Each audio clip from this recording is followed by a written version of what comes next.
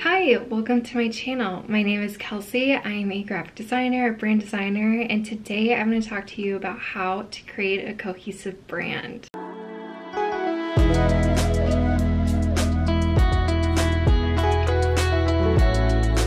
So this could be for a business that you're just starting up. This could be for a personal brand, or it could just be a rebrand for a business that is already going strong for you. Having a cohesive brand is really important because it helps to nail down your target demographic and speak to exactly who you want to speak to. It shows a sense of credibility in that you know what you're doing. It also eases the reality of marketing and things like that by sticking to a certain look without having to constantly feel like you're switching things up. Overall, your audience will know when you are cohesive and when you have strong branding compared to if you are just doing things at random.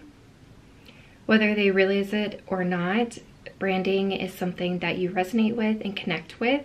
Sometimes people do identify that with brands. Other times it's just a feeling you get and you constantly want to go back to that brand. So today I'm going to talk to you about 4 different areas on how to create your branding to be cohesive and share the perspective of it from a graphic designer. Starting off with the first V, it's values. So basically you want to determine what your company values, what you stand for, and what is behind your why beyond your initial reasoning for creating your business. People want to connect and resonate with an emotion. That is the powerful move within marketing and branding, is having that sense of human connection within your branding. So first you want to establish that value of why and who you're speaking to. One way I do this with my clients is through a questionnaire. In the questionnaire, I ask who your target audience is, who your demographic is, what they do for fun, what they like to spend their money on, what their jobs are, things like that. We really nail down your target look. And then I also ask about your business, your goals, and things like that for the future, so I can help establish your value within your business. And it also just helps me get into the same headspace as you.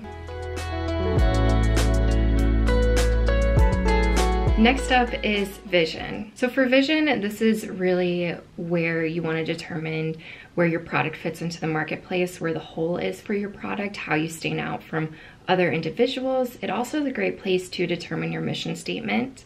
So again, having that vision that you are different than your competitors and you can resonate with that target audience that you've already nailed down. This vision is where in the questionnaire we talk about your goals again, and so this really helps me to understand what you're looking for. If you are doing this yourself, I would go ahead and look at what your 1-year goal is, your 5-year goal, your 10-year goal, things like that for your business, and how you want to see your business grow and expand. Overall, just determining your vision will really help set the foundation of the grounding for your other business materials and branding materials. And then once we move through all the questionnaire stage and answering questions, getting down to your business, I recommend getting started with the visuals. So like I said, I am a graphic designer or a brand designer, so I work with small businesses on creating a cohesive brand in a similar look and feel throughout their group.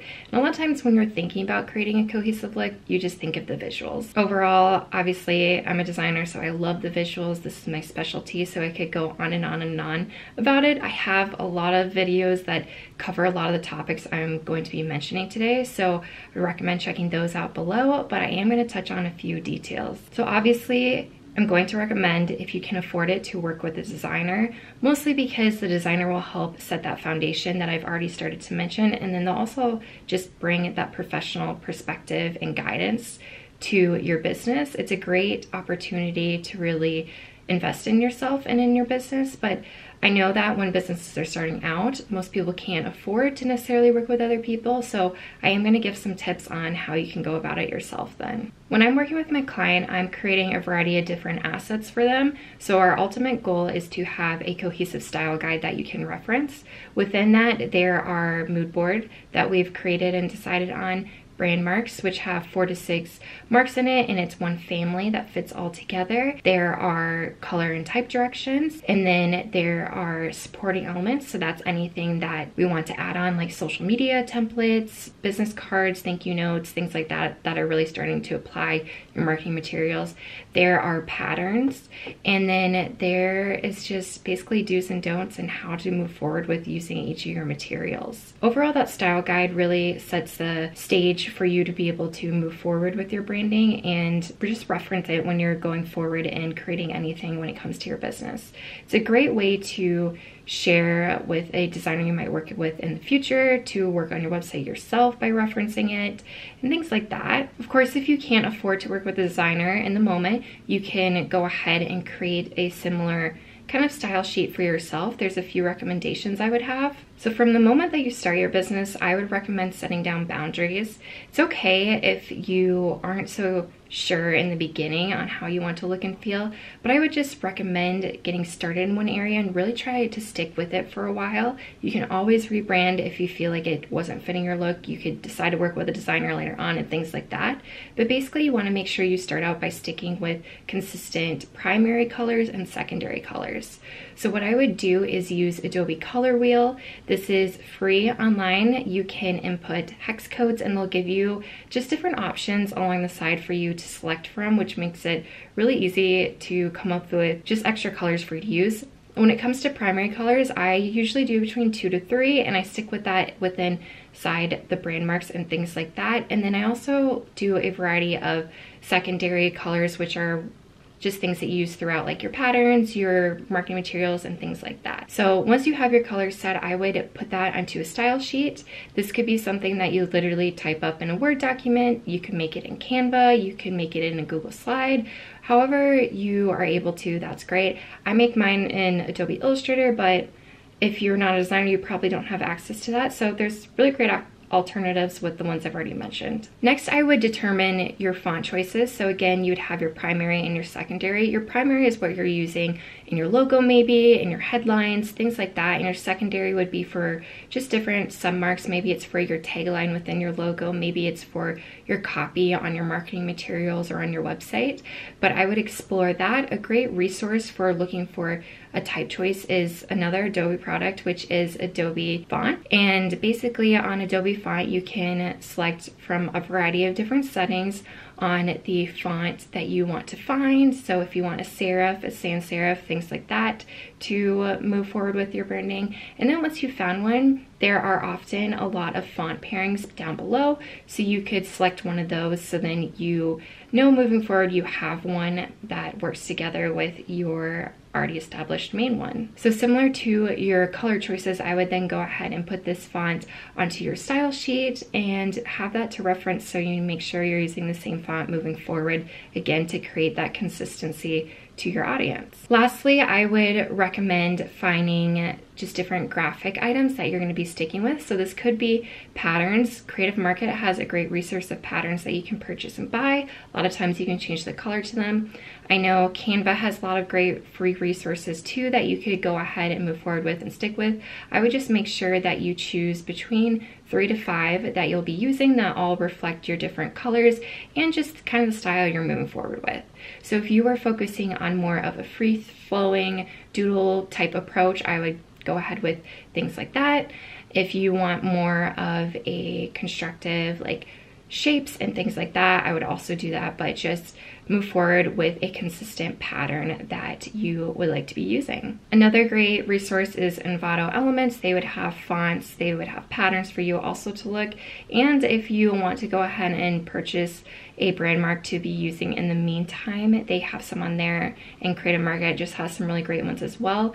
The downside of purchasing a brand mark is you don't have complete rights to it. You won't be the only one with that brand mark. So that's the benefit of working with a designer, is that everything is custom to you, in that you won't be having something that will be the same as another brand or business. And it's all just rooted in the foundation, so that vision and value that we set in place to really reflect your ultimate goals. But again, if you can't afford it, I would recommend just starting there and purchasing a brand mark using moving forward. So obviously the vision area is something I'm super passionate about. If you have any questions questions on it, feel free to comment them down below. Feel free to message me over on Instagram. I'm so happy to help. And again, I do have a few videos actually, all about style guides and creating those. So I would go ahead and reference that if you want to learn more about that area. The last area that I'm going to talk about today is the voice. And so this is really important because it really helps to nail down your tone and style. Similar to the design area, I would recommend working with a copywriter. I actually worked with one. Her name is Micah over at Blossom Copy, so I'll link her down below. She was awesome. I worked with her on my website. She really helped me to start nail down my voice, but overall, if you can work with a copywriter, that would be the route I would go. But obviously, people can't always afford that when they're starting out their business. So there are a few different ways you can go about that. I would, again, just label the different direction that you want to go in with your voice. If you want to be more playful, if you want to be more authoritative, things like that. And I would research it. Similar how you're researching this video, there's a lot of great copywriting tips and tricks, whether that's on YouTube or Skillshare or over on Instagram as well. And I would just follow along with those different creators and those experts and see what they have for recommendations. When you're thinking about your voice, you just want to remember who you're talking to and who you want to connect with.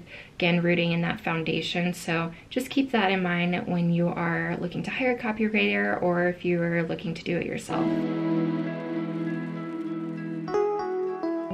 Okay, and now for the fun part. I wanted to share just 2 examples that will really help apply this to you and just share how I did it with these 2 examples. So first off, I wanted to share my own design business since I have so many of those different components that I spoke on. So again, I worked with a copywriter to help establish that voice.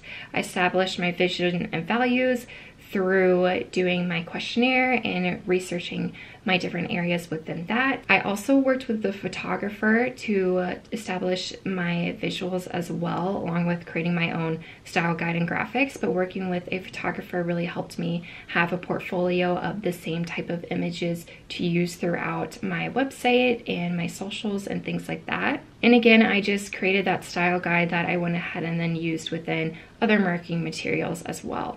The second example is of a photography business that I worked with, and so I just wanted to share her style guide. We worked together to, again, do her questionnaire. We did the mood board, we did the brand marks, we did supporting elements, types, and color study, and just wrapped it all up in this great style guide for her to use. She then was able to use it on other marketing materials and start to use it on her website to really see it become cohesive throughout all of her branding. And that's it for creating a cohesive brand. I hope this helped. If you have any questions, again, please feel free to message me, comment them down below. If you like this type of video and other videos around design, business, lifestyle, things like that, feel free to subscribe or check out my other videos. I would really appreciate it. And just thank you so much for watching. I'll see you in the next one.